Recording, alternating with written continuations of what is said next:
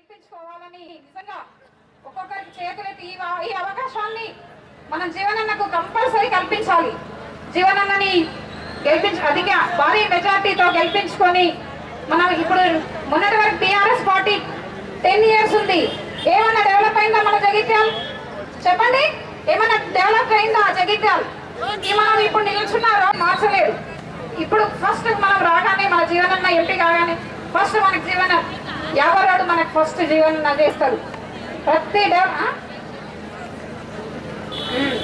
దయచేసి అందరూ ప్రతి ఒక్కొక్కరు 10 మందిని టార్గెట్ పెట్టుకోండి. 10 ఓట్లు వేయించాలి. చేతి గుర్తుపై మీ అమూల్యమైన ఓటుని ప్రతి ఒక్కరు ఓటు హక్కుని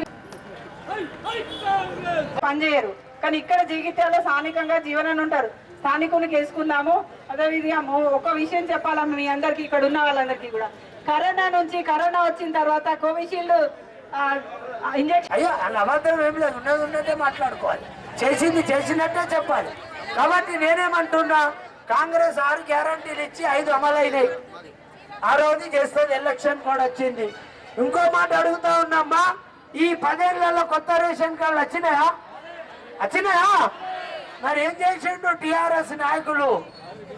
ఏం చేసిండు మీ డాక్టర్ సాబ్? జీవన్ రెడ్డి గారికి మీరు అందరూ ఓట్ల ద్వారా ఆశీర్వదించాలని 2 చేతులు ఎత్తుమనే మాట చెప్తూ, జీవన్ రెడ్డి గారికి 2 చేతులు ఎత్తాల ఓట్ల ఇష్టం పెడితేనే దీవెన. కాబట్టి జీవన్ రెడ్డి గారిని ఓట్లేసి ఆశీర్వదించమన్న మాట మిమ్మల్ని అందరినీ పేరు పేరున కోరుకుంటూ మరొకసారి మీకు అందరికీ ధన్యవాదాలు తెలియజేస్తూ, మరి సోనియా గాంధీ నాయకత్వంలో రాహుల్ గాంధీని ప్రధానమంత్రిని చేయాలంటే జీవన్ రెడ్డిని గెలిపించమన్నమాట కూడా కృతజ్ఞతలు తెలియజేసుకుంటున్నాను. జీవనన్న మీ అందరికీ సేవ చేస్తూ 40 సంవత్సరాలుగా జనజీవనుడు అనే పేరు ఘటించిండు. అదే విధంగా మీ అందరికీ అందుబాటులో ఉంటాడు. ఇక్కడ చూసుకుంటే ఒక్క ఎమ్మెల్యే ఒక్కసారి గెలిస్తేనే 100 కోట్లు సంపాదించిండు. కానీ జీవనన్న మాత్రం 40 ఏళ్ల నుంచి కూడా ప్రజలకు జనంలోనే ఉంటున్నాడు. కానీ తన స్వార్థం కొరకు మాత్రం ఉపయోగించడం లేదు పదవిని. ఇప్పుడు వచ్చే ఎంపీ పదవి కూడా తన స్వార్థం కోసం ఉపయోగించుకోడు. జగిత్యాల వాసులకు, జగిత్యాలకి ముఖ్యంగా జగిత్యాల వాసులకు మాత్రమే ఉపయోగిస్తాడు. తనకి 73 సంవత్సరాల వయసులో పొద్దున 6 నుంచి సాయంత్రం రాత్రి 12 గంటల వరకు ఉండాల్సిన అవసరం లేదు కదా. ఎందుకంటే మన కొరకు రాష్ట్రంలో గవర్నమెంట్ ఉంది కాబట్టి ఫండ్ తేవాలి అంటే తనకు ఒక పదవి ఉండాలి. ఉంటట్టయితేనే మనం నా జగిత్యాలని నేను బాగు చేసుకుంటాను అనే కారణంతో మాత్రమే ఇప్పుడు ఎంపీగా నిలబడుతున్నారు. కరీంనగర్ సీటు ఇస్తా అంటే కూడా నాకు వద్దు, నా జగిత్యాల అనేది పార్లమెంటరీ నిజామాబాద్లో ఉంది, నాకు నిజామాబాద్ పార్లమెంటరీ కావాలి అని కొట్లాడి తీసుకొచ్చుకున్నారు. ఆ పదవిని మనము ఇప్పుడు కొట్లాడి తీసుకొచ్చుకున్న పదవిని నిలబడాలి అంటే మనందరూ సహాయ సహకారం ఉండాలి. ఖచ్చితంగా మన ఓట్లు, ఇప్పుడు ఇక్కడ ఉన్న వాళ్ళందరూ కూడా మీ ఓట్లతో పాటు మీ చుట్టుపక్కల వాళ్ళు కానివ్వండి, మీ చుట్టాలే కానివ్వండి, ఎవరున్నా కానీ వారందరికీ చెప్పండి, జీవనాన్ని అనేది ప్రజల కోసం బతుకుతున్నాయా? కాళ్ళ నొప్పులు, తల తిరగడము, అలసిపోవడము ఇవన్నీ వస్తున్నాయి కదా. ఎందుకు వస్తున్నాయమ్మా? నేనేం బోని ఏమన్నారు, నేను కరోనా టైంలో 1 కోట్ల ఇంజెక్షన్స్ ఫ్రీగా ఇచ్చాను కాబట్టి నాకు ఓటు వేయాలన్నారు. ఆ కోవిషీల్డ్ అనేది కనీసం టెస్ట్ కూడా చేయకుండా మన మీద రుద్దేసిండు. ఆయన మాత్రం కోవాక్సిన్ వేసుకున్నారు, మన కోవిషీల్డ్ వేయించుకున్నాడు. తప్పకుండా ఇది ఆలోచించాల్సిన విషయం అమ్మ. మనందరి ఆరోగ్యాలు ఈ టైంలో ఇలా కావడానికి కారణం కూడా బీజేపీ పార్టీ అది ఆమోదించడం మాత్రమే. అలాంటి వాళ్ళను మన ప్రాణాల మీద టెస్ట్ చేయడం జరిగింది. ఇది ఒక్కటి ఆలోచించాల్సిందిగా కోరుకుంటూ ఇక్కడికి విచ్చేసిన ప్రతి ఒక్కరికి కూడా ధన్యవాదాలు. జీవనన్న తన పదవిని తన కోసం కాకుండా ప్రజల కోసం ఉంటున్నాడు. మీ అందరూ ఒక్కసారి ఆలోచించి ఓటేయాల్సిందిగా కోరుకుంటూ, మాత్రమే కుటుంబ సభ్యులం, మనల్ని మాత్రమే ప్రేమిస్తాడు, ఆయన మన కోసం మాత్రమే బ్రతుకుతున్నాడు. ఇలా చాలా మంది అంటారు ఆయనకి ఎమ్మెల్యే పదవి కావాలి, ఎంపీ పదవి కావాలి, ఎమ్మెల్సీ కావాలి, ఆఖరికి పొద్దున జెడ్పీటీసీ కూడా ఆయనకే కావాలని చెప్పేసి మాట్లాడుతున్నారు. దేని గురించి మీరు మాట్లాడుతున్నారు? పోనీ ఈ పదవులన్నీ పొంది ఎన్ని వేల కోట్లు సంపాదించారు మీరు చూసిరా? మీ నాయకుడు లెక్క 1000 కోట్లు సంపాదించిరా? లేకపోతే మీ నాయకుడు లెక్క అమిత్ షాతో పొత్తు పెట్టుకున్నాడా? మరి అమిత్ షాతో పార్ట్నర్షిప్ చేసి ఇవాళ 1000 కోట్లు సంపాదించిండా? మీరు చూసిరా? ఆ ఇల్లు, ఆ ఆ ఇల్లు ఎట్లుందో 40 సంవత్సరాల నుంచి ఈనాడు కూడా అట్లనే ఉంది. పోనీ మీరు అందరు మరి చూడండి, ఇక్కడ ఆస్తులు సంపాదించుకున్నాడేమో, ఎవరికైనా ఇచ్చేండేమో మరి అని చెప్పేసి. ఏనాడు కూడా ఆయన ఆస్తుల మీద కోలేదు. ఆయనకు ఒకటే పిచ్చి ఉంది. ఆ పిచ్చి ఏంటంటే ప్రజలకు మాత్రమే నేను సేవ చేయాలి, అంతకు మించి ఇంకేం లేదు. ఈ యొక్క ఏదైతే ఆలోచన ఉందో ఆ ఆలోచన చాలా గొప్పది. అది కొంతమందికి మాత్రమే ఉంటుంది, అందరికీ రాదు అట్లాంటి ఆలోచన. అట్లాంటి ఆలోచన ఉన్న నాయకుడు ఇవాళ ఉన్నాడంటే మనం గర్వించాలి. గర్వపడే జగిత్యాల మనది. జగిత్యాల అంటే జీవనన్న, జీవనన్న అంటే జగిత్యాల. ఇది ప్రతి ఒక్కరు ఆలోచించుకోవాలమ్మా. ఏది ఉన్నా కానీ చేపించే బాధ్యత మేము తీసుకుంటాం. ఖచ్చితంగా జీవనన్న కూడా ఖచ్చితంగా డెవలప్ చేయాలన్న ఆలోచన మాత్రమే ఉన్నది, అంతకు మించి ఇంకొకటి లేదు. ఇంకా ఇందులో చాలా 1489 డబుల్ బెడ్రూమ్లు ఇళ్ళు వచ్చినాయి. ఇప్పుడు వచ్చిన వార్డులన్నీ కలిపి మరి 1489 ఇళ్ళు వస్తే మరి దానికి సవలతులు ఉన్నాయా? మరి సవలతులు ఎవరు చేస్తున్నారు? జీవనన్న వేస్తున్నారు. ఇక్కడ ఇప్పుడు ఏదైతే ఉందో దానికి ట్రాన్స్ఫార్మర్లు వేయించడానికి జీవనన్న బాధ్యత తీసుకున్నారు. ఆల్రెడీ ట్రాన్స్ఫార్మర్లు అయిపోయినాయి. మళ్ళీ రోడ్లు, మోర్లు, డ్రైన్లు ఏమున్నా కానీ జీవనన్న చేపిస్తానని చెప్పిండు. మరి దయచేసి ఆలోచించాలి. ఆల్రెడీ రోడ్లు కూడా అవుతున్నాయి. ఈ ప్రభుత్వం మొదలై 3-4 నెలలు అవుతుంది. ఆల్రెడీ అక్కడ రోడ్లు అవుతున్నాయి, స్తంభాలు పడ్డాయి. మీరందరూ ఆలోచించాలి.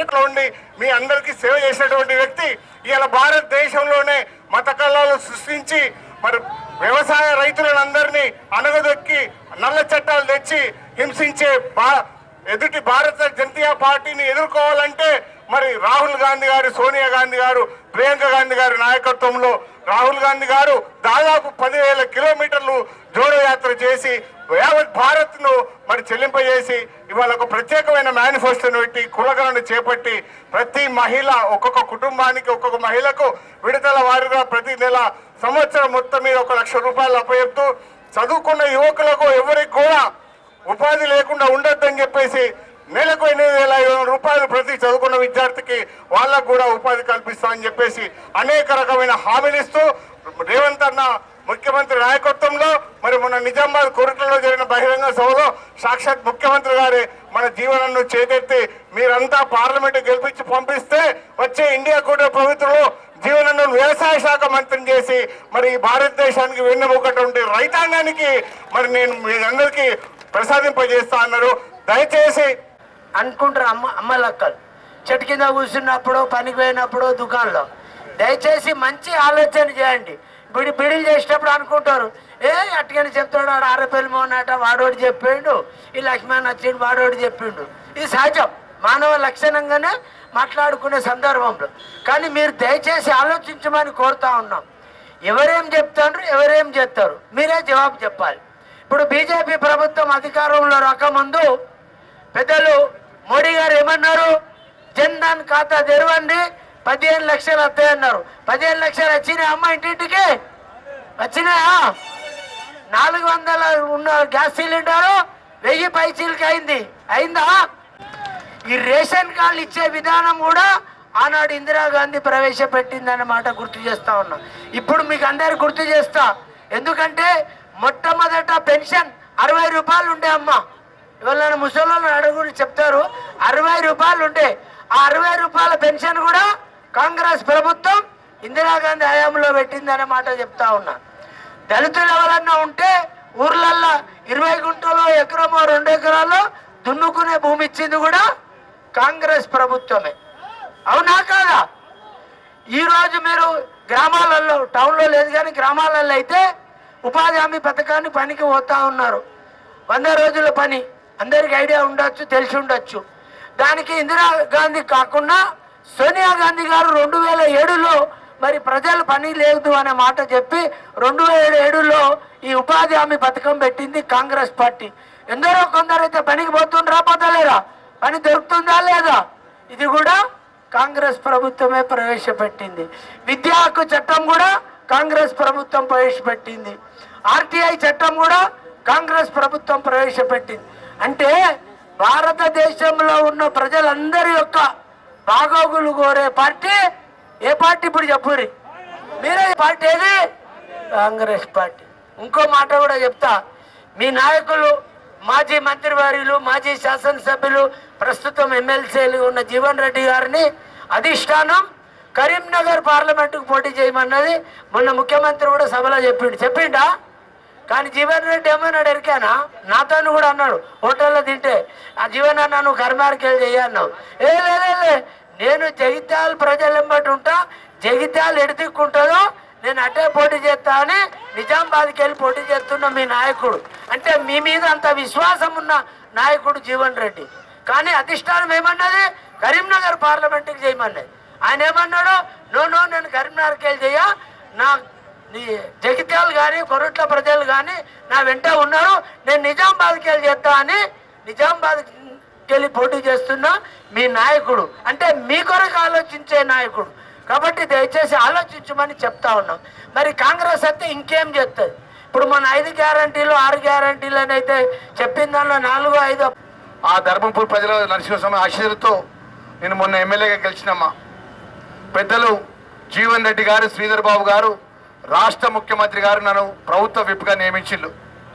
దయవుంచి మీ అందరికీ ఈరోజు ఇంత టైం అయినా మీ దగ్గరికి ఎందుకు వచ్చినామంటే, పెద్దలు జీవన్ రెడ్డి గారు జగిత్యాల అంటే జీవన్ రెడ్డి గారు, జీవన్ రెడ్డి అంటే జగిత్యాల అన్నటువంటి ఎప్పుడు కూడా నిరంతరము నా ప్రాంతానికి ఏం మేలు చేయాలి, నా ప్రజలకు ఏం మేలు చేయాలి నిరంతరం ఆలోచించేటువంటి సీనియర్ నాయకులు పెద్దలు జీవన్ రెడ్డి గారు. వారి గురించి మేము ఎంత చెప్పినా కూడా చాలా తక్కువ అమ్మా.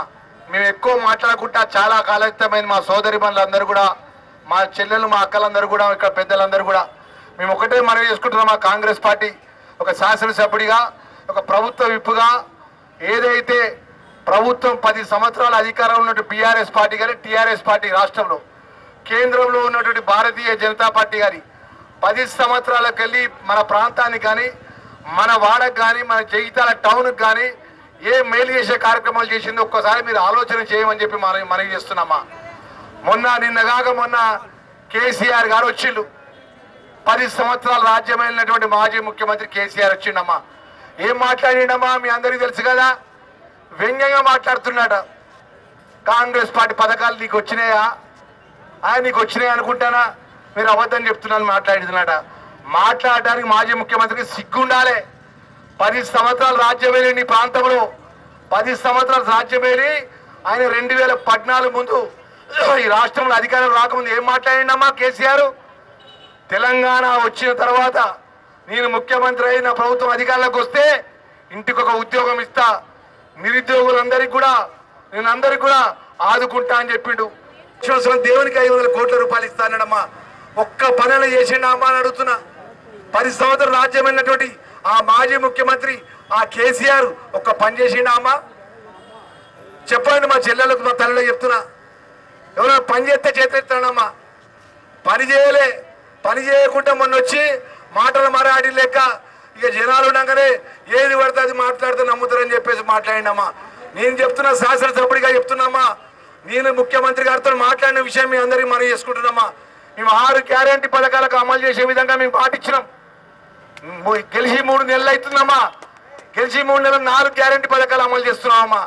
మీ అందరికీ తెలిసి ఇప్పుడు మా అన్న చెప్పిండు, మోహన్ అన్న చెప్పిండు, ఏదైతే మా మహిళా సోదరులను ఉచిత బస్సు సౌకర్యం కానీ 200 యూనిట్లు కరెంటు వాడుకున్నటువంటి కుటుంబానికి ఉచితంగా కరెంటు 0 బిల్లు ఇచ్చే ఉచిత కరెంటు ఇచ్చేయడం కానీ, అదేవిధంగా 500 రూపాయలకి గ్యాస్ సిలిండర్ ఇవ్వడం కానీ, అదేవిధంగా ఏదైతే మా పేదవాళ్ళు ఉన్నారో మా ఆరోగ్యశ్రీ 10 లక్షల రూపాయల ఆరోగ్యశ్రీ పథకం అమలు చేసే కార్యక్రమాన్ని 4 చేపట్టామమ్మా. అమ్మా రేపు ఎలక్షన్ కోడ్ అయిన తర్వాత పెద్దలు జీవన్ రెడ్డి గారి నాయకత్వంలో ఈ జగిత్యాల ప్రాంతంలో ఉన్న పేదవాళ్ళందరూ కూడా ఏదైతే ఇందిరమ్మ ఇండ్ల కింద మీకు ముగ్గు పోసి ప్రతి కుటుంబానికి ఇందిరమ్మ ఇల్లు ఇచ్చే పథకాన్ని ప్రతి కుటుంబానికి అకౌంట్లో 5 లక్షల రూపాయలు జమ చేసే బాధ్యత కూడా కాంగ్రెస్ పార్టీ అని చెప్తున్నామమ్మా. అమ్మా ఒక్కడు ఆలోచన చేయండి. 4 సంవత్సరాలు 8 నెలలు మీరు రాష్ట్రం అధికారంలో ఇచ్చే విధంగా దేవుడు ఆశీర్వదించి మీరు దయచేసి కాంగ్రెస్ పార్టీ అధికారంలో కూర్చున్నబెట్టిండ్రు. ముఖ్యమంత్రిగా పెద్దలు రేవంత్ రెడ్డి గారు ఉంటారు. ఈ ప్రాంత ప్రియతమ నాయకుడా నిత్యం జగిత్యాల ప్రాంతాన్ని మేలు చేయాలని కూడా ఆలోచించే జీవన్ రెడ్డి గారు రేపు నిజామాబాద్ పార్లమెంట్ అభ్యర్థిగా మీరు ఆశీర్వదించే కుర్చీలో కూర్చుంటాడమ్మా. రేపు పొద్దుగాల మన పేదవాళ్ళకు సంబంధించిన ఒక రేషన్ కార్డు కావాలన్నా, ఒక ఇందిరమ్మ ఇల్లు కావాలన్నా, పేదవాళ్ళకు మేలు జరగాలన్నా, అన్ని పేద అట్టడుగు వర్గాలకు కష్టం వచ్చినా నేను ఉన్నా అని చెప్పి జీవన్ రెడ్డి గారు అండగా ఉంటాడు. ఈ కేసీఆర్ కానీ ఈ అరవింద్ బోడగుంటూ ఏమన్నా కనబడ్డాడమ్మా? మనకు దండం పెట్టి అడుగుతున్నా చెప్పమ్మా. దేవుని గురించి అడుగుతుండు. మనం కొండగట్టు అంజన దగ్గరికి పోదాం, వెమలవాడ రాజరాజేశ్వరం దగ్గరికి పోతాం, మనం దేవుని దగ్గర నిత్యం పొద్దుగాలేదు దేవుని దండం పెట్టుకొని బయటకు వెళ్తామమ్మా. మన దేవుని ఫోటో పెట్టుకొని ఓట్లు అడగము. ప్రజలు నాయకుడు అంటాడు ఓట్లు వేస్తే మేము 10 సంవత్సరాలు ఈ పని చేసినామని అడుగుతాం. ఇలా జీవన్ రెడ్డి గారు ఈ ప్రాంతానికి ఏం పని చేసిందంటే ఇక్కడ నిలబడి మీటింగ్ చేసుకున్న రోడ్ ఎవరు చేసిందంటే జీవన్ రెడ్డి గారు చేసిండు. భగవంతుడు గుళ్ళు ఉండాలమ్మా, భక్తి గుండెల్లో ఉండాలి. కానీ ఓట్లు దేవుని పేరు పడగాల్సిన దుస్థితి ఆ పార్టీ నాయకత్వానికి ఉన్నదంటే ఒక్కసారి ఆలోచన చేయండి అమ్మా. దయవుంచి పెద్దలు జీవన్ రెడ్డి గారికి రాహుల్ గాంధీ గారు స్వయంగా నాకు ఈ జిల్లాకు రాష్ట్రానికి సంబంధించిన ఇన్ఛార్జి గారు నాకు పిలిచి చెప్పిండు, లక్ష్మణ్ కుమార్ నువ్వు జీవన్ రెడ్డి గారు అత్యంత సన్నిహితుని, జిల్లా కాంగ్రెస్ అధ్యక్షుడివి, నువ్వు జీవన్ రెడ్డి గారికి చెప్పు కరీంనగర్కి పోమనండి, కరీంనగర్ పార్లమెంట్ కొట్లాడమనండి, కరీంనగర్ పార్లమెంట్ గెలిస్తే ఆయన ఈజీగా గెలుస్తాడు, ఆయన పోటీ చేయమని అడిగితే ఒకటేనాడు లక్ష్మణ్ కుమార్ నేను చివరి దశలో ఉన్నా, నేను కరీంనగర్కి పోను, ఎక్కడికి పోను, నా ప్రాణం ఉన్నంత వరకు జగిత్యాల గడ్డ ఎక్కడైతుంటుందో అదే పార్లమెంట్లో పోటీ చేస్తాను మీ మీద నమ్మకంతో విశ్వాసంతో ఆయన అన్న మాట మీకు చెప్తున్నామా. దైవ సాక్షి దీపం సాక్షిగా చెప్తున్నామా. నాకు అబద్ధం చెప్పాల్సిన అవసరం నాకు లేదు.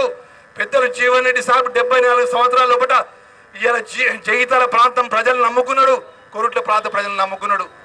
దయచేసి మా మిత్రులందరికీ మనం చేస్తున్న మా సోదరి మనందరికీ కూడా చేతులు జోడించమ్మా.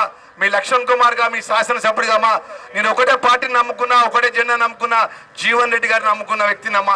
చిన్న కుటుంబంలో వచ్చిన నన్ను ఈ స్థాయిగా తీసుకొచ్చిందంటే పెద్దలు జీవన్ రెడ్డి గారమ్మా.